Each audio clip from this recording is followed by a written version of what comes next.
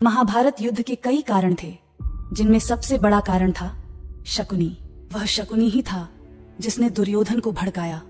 वह शकुनी ही था जिसने दुर्योधन की महत्वाकांक्षाओं को हवा दी। शकुनी के पास ऐसे अद्भुत पासे थे जो उसकी बात मानते थे। शकुनी जो भी संख्या मांगता वह संख्या पासों पर आती थी, और इसी के चलते पांडव जुए में हारे, और इसी के कारण द्रौपदी का चीर हरण हुआ, और इसी के कारण महाभारत का युद्ध भी हुआ। तो शकुनी ऐसा क्यों करता था? इसके पीछे कई सारे रहस्य और कारण थे। उन्हीं कारणों को आज हम इस वीडियो में डिस्कस करेंगे। स्वागत है मेरे YouTube चैनल देव कथा में। तो चलिए शुरू करते हैं।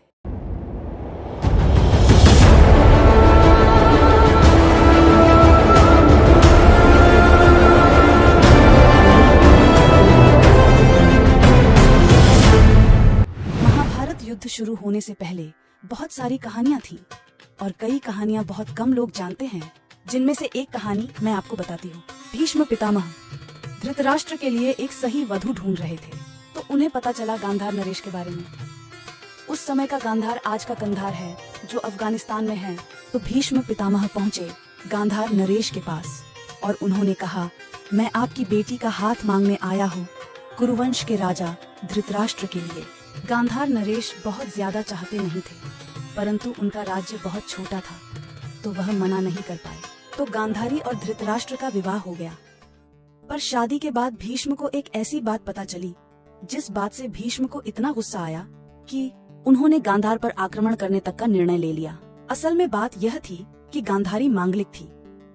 मांगलिक लोग वह होते हैं जिनका मंगल भारी होता है, और ऐसा माना जाता है कि उनके विवाह के बाद उनके साथी की मृत्यु हो जाती है।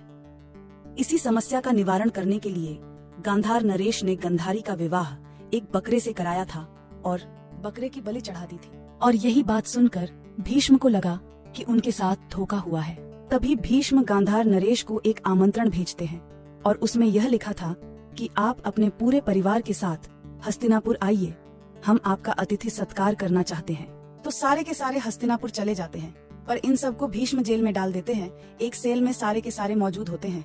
अब उस सेल के लिए भीष्म ने एक नियम बनाया था कि वह जितना खाना देंगे आपको उतना ही खाना पड़ेगा, और उसका आप विरोध नहीं कर सकते। तो भीष्म उनको रोज एक मुट्ठी चावल देना शुरू करते हैं, और उसी एक मुट्ठी चावल में इतने लोगों को गुजारा करना पड़ता है, जो कि असंभव था। उस एक मुट्ठी चावल में से सबके पास एक एक दाना ही आता था, और इसी कारण से लोग एक एक करके मर रहे थे। तभी उन सभी लोगों ने निर्णय लिया कि वे सारा भोजन सिर्फ गांधार के राजकुमार शकुनी को ही देंगे, जिससे वह जीवित रह सके।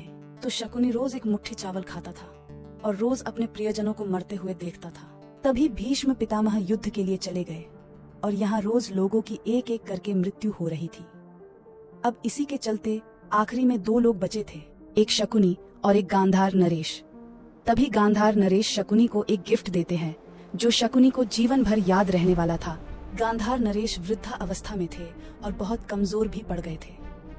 तभी गांधार नरेश शकुनी को बुलाते हैं, और शकुनी उनके सामने जाकर खड़ा हो जाता है। तभी गांधार नरेश अपनी पूरी बची हुई शक्ति से शकुनी के घुटने पर लात मारते हैं, जिससे शकुनी का घुटना टूट जाता है।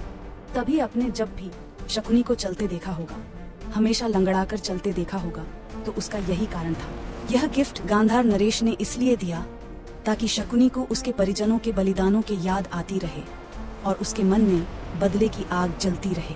और यही बदले की आग ही महाभारत जैसे बड़े युद्ध का कारण भी बनती है। अब गांधार नरेश शकुनी से कहते हैं कि चूंकि मैंने तुमको अपाहिज बना दिया है, तो मैं अब तुमको एक शक्ति देता हूँ। वो कहते हैं कि जब मैं मर जाऊं तो तुम मेरी हड्डियों से पासे बना लेना, और वह पासे तुम्हारी ही बात मानेंगे। और इसी कारण से पांडव जुए में हारे, और इसी कारण से महाभारत का युद्ध भी हुआ। और वो कहते हैं ना कि विनर्स राइट हिस्ट्री, तो अगर पांडवों की जगह कौरव जीत जाते तो हम शकुनी की गाथा पढ़ रहे होते। इसी के साथ मैं अपनी वीडियो की समाप्ति करती हूँ। ऐसे ही वीडियोस के लिए हमारे चैनल को सब्सक्राइब करें, और लाइक करके इस वीडियो को ज्यादा से ज्यादा शेयर करें। धन्यवाद।